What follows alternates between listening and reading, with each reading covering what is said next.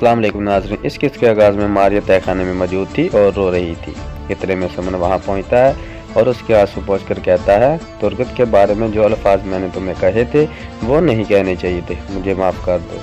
तुमने उसके लिए बहुत कुछ किया, वरना वो मर चुका होता। मारिया रोते हुए कहती है, काश कि मैंने उसे मरने दिया होता है। सुमन कहता है, वो मरेगा, ये मेरा तुमसे वादा है, तुम कत्ल करोगी इसे, लेकिन पहले वो अर्तुगरुल को कत्ल करेगा।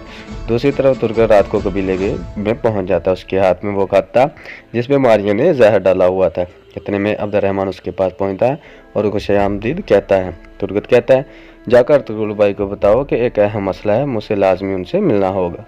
यह सुनकर अब्दुर्रहमान फ़ौरन अर्तुगरुल की तरफ जाता है। दूसरी तरफ अर्तुगरुल सरदार जानदार को अपने बाबा सुलेमान शाह की तलवार दिखाता है। जानदार सुलेमान शाह की तलवार देखता है और उसकी बहुत तारीफ़ें करता है। इसके बाद जानदार कहता है, अर्तुगरुल साहब, मैंने अपने बेटों से मशवरा कर लिया है, मेरे पास एक अच्छी खबर है। दावत के बाद मैं आपसे अकेले में मिलना चाहता हूँ। अर्तुगरुल कुछ हैरान होकर कहता है, ठीक है। इतने में हलीमा कहती है, खाना तैयार है, आ जाएं। फिर सब लोग दस्तरखान पर बैठ जाते हैं। अर्तुगरुल कलमा पढ़कर कहता है, खाना शुरू करें। सब लोग खाना खाने लगते हैं। इतने में अब्दुर्रहमान अंदर दाखिल होता है। अर्तुगरुल कहता है, आप जानते हो कि हमारे पास मेहमान बैठे हैं अब्दुर्रहमान। अब्दुर्रहमान कहता है, मैं आपको तंग नहीं करना चाहता सरदार, लेकिन ये बहुत ज़रूरी है। फिर अर्तुगरुल जानदार से माजरत करके बाहर निकल जाता है और तुर्गत के पास पहुंचता है। तुर्गत के साथ गले मिलने के बाद अर्तुगरुल कहता है, ये खत कैसा है तुर्गत? तुर्गत कहता है, ये सुमन की तरफ से सुल्तान के महल में मौजूद जासूस को लिखा गया है। फिर तुर्गत वो खत अर्तुगरुल के हवाले कर देता है। अर्तुगरुल कहता है, बहुत अच्छे तुर्गत, मालूमात ताकत है, हम दावत के बाद सिमन पर हमला करने वाले हैं। तुर्गत खुश होता और कहता है, मुझे इजाज़त दें, मुझे जल्द वापस जाना होगा। फिर वो अर्तुगरुल से गले मिलकर बाहर निकल जाता है। उसके जाने के बाद अर्तुगरुल फ़ौरन डब्बा खोल कर अर्तुगरुल खत पढ़ने लगता है। खत में लिखा था, हम अबू नकाश से मिले हैं, उसकी नीयत वाज़िह है, वो सुल्तान औलाउद्दीन को नकारा करके उनकी जगह लेना चाहता है। इस मकसद के लिए वो हालात ख़राब कराना चाहता है। जब अर्तुगरुल अमांडा का मुंह खुलवा लेगा तो मैं सोच भी नहीं सकता कि ओराल की मौत कैसे होगी। खत पढ़ने के बाद अर्तुगरुल खत को अपनी मुट्ठी में ज़ोर से पकड़ता है और बाहर निकल जाता है। थोड़ी देर बाद वो वापस मरकज़ी खाने में दाखिल होता है। इसी दौरान उसकी तबीयत ख़राब होने लगती है, लेकिन वो चलकर दोबारा अपनी जगह पर जाकर बैठ जाता है। ओराल भी उसे घूर कर देख रहा होता है। फिर अर्तुगरुल जानदार से कहता है, मैं माफ़ी चाहता हूँ जानदार साहब। जानदार कहता है, कोई बात नहीं अर्तुगरुल साहब, मुझे उम्मीद है कोई अहम बात नहीं होगी। अर्तुगरुल कहता है, नहीं, कोई ज़रूरी बात नहीं थी। इस दौरान अर्तुगरुल की सांस हल्की सी फूल गई थी। ये देखकर ओराल मुस्कुराने लगता है और समझ जाता है कि अर्तुगरुल जहर का निशाना बन चुका है। फिर जहर असर दिखाने लगता है और अर्तुगरुल की तबीयत बिगड़ने लगती है। कुछ अजीब सी आवाज़ें आने लगती हैं और हर चीज़ धुंधली और हल्की दिखाई देती है। थोड़ी देर के बाद उसकी आंखों से खून निकल आते हैं। इस दौरान ओराल और जानदार की नज़र अर्तुगरुल पर पड़ती है और वो परेशान हो जाते हैं। अर्तुगरुल खड़ा हो जाता है और लड़खड़ाने लगता है। सब लोग परेशान हो जाते हैं, अर्तुगरुल को क्या हो गया? सब लोग खड़े हो जाते हैं। अलियार अर्तुगरुल के पास आकर उसको पकड़ने की कोशिश कर, लेकिन अर्तुगरुल उसे धक्का देकर फेंक देता है। फिर ओराल अर्तुगरुल के सामने आ जाता है। अर्तुगरुल अपनी तलवार निकाल लेता है और ओराल भी अपनी तलवार निकाल लेता है।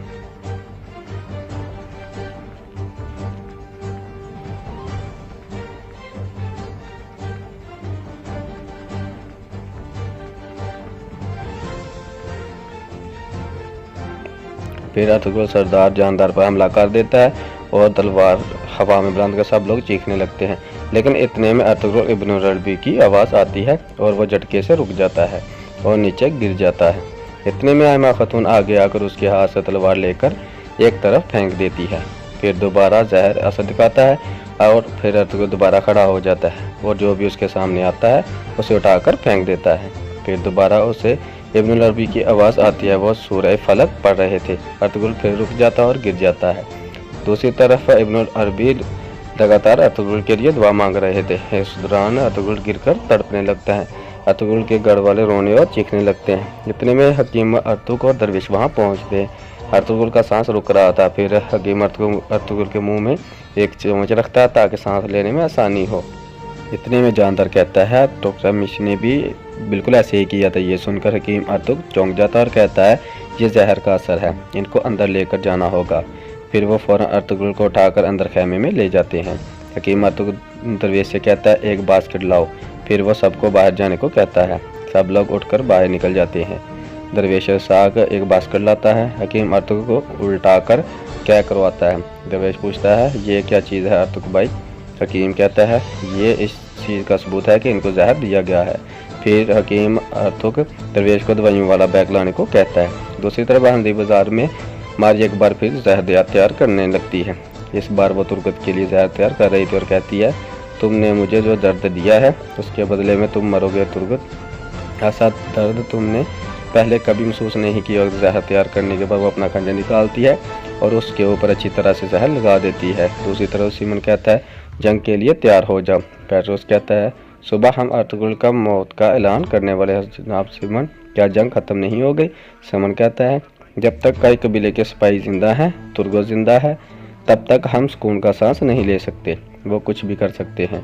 फिर सीमन फिलिप को हुक्म देता है तुम सारे सिपाहियों को खबर दे दो कि तैयार हो जाओ, हम शदीद खतरे में हैं। अर्तुगरुल के सिपाही बदला लेने के लिए कुछ भी कर सकते हैं। इतने में मारिया भी अपना खंजर तैयार करके आ जाती है। सीमन उसे देख कर कहता है तुम जानती हो कि तो जब तुर्गत आए तुम्हें क्या करना है।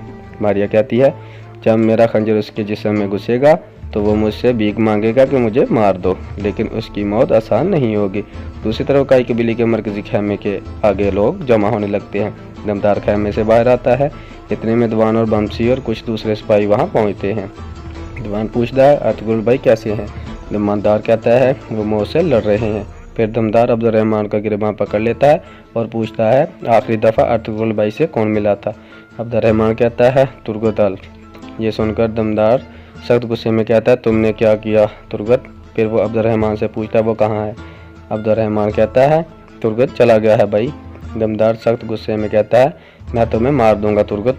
दीवान और बमसी कहते हैं वो ऐसा नहीं कर सकता भाई, आप ऐसा मत कहो। लेकिन दमदार उनकी बात नहीं सुनता और कहता है ये सब तुर्गत ने किया है और मैं उसे नहीं छोड़ूंगा। ये कहकर वो अंदर चला जाता है। अंदर हकीम अर्तुगरुल का मुआयना करने के बाद इसको सांस नहीं आ रही, हमें इसके जिस्म से जहरीला खून निकालना होगा। फिर हकीम अर्तुगरुल के जिस्म पर एक अपनुमा चीज़ लगा देता है जो खून निकालने के लिए इस्तेमाल होती थी। बाहर हलीमा सुल्तान और राइमा खातून लगातार रो रही थी। गोराल कहता है पहले टोकटा मेश और अब अर्तुगरुल, जहर अगर खाने में होता तो हम सबको लग जाता, ये लाजमी कुछ और है। जानदार कहता है अब्दुर्रहमान यहाँ आया और उसके बाद ये सब कुछ हो गया। राइमा खातून दमदार से पूछती है क्या तुमने पता लगाया कि आखिरी दफ़ा अर्तुगरुल किससे मिला था। दमदार उराल को देख कर कहता तुर्गत का नाम नहीं लेता और कहता है मैं तलाश कर लूँगा वालिदा, जिस किसी ने भी मेरे भाई के साथ ऐसा किया है मैं उसको लाजमी तलाश करूँगा। अलियार अपने वालिद से कहता है फितना दोनों कबीलों में फैल गया है बाबा। इतने में मरकजी खेमे के बाहर कबीले के लोगों की एक बड़ी तादाद जमा हो गई है और वो अर्तुगरुल के बारे में पूछने लगते हैं। अंदर हकीम अर्तुगरुल के जिस्म से जहरीला खून निकाले मसरूफ था।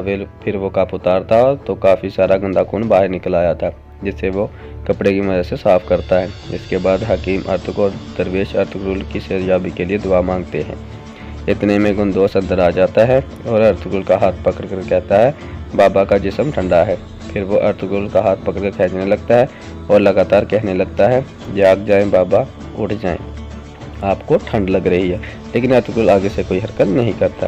फिर हकीम अर्तुगरुल उसके पास आता है बेटा आपके बाबा गहरी नींद सोए हुए हैं। और यहाँ इस किस्से का अख्ताम हो जाता है।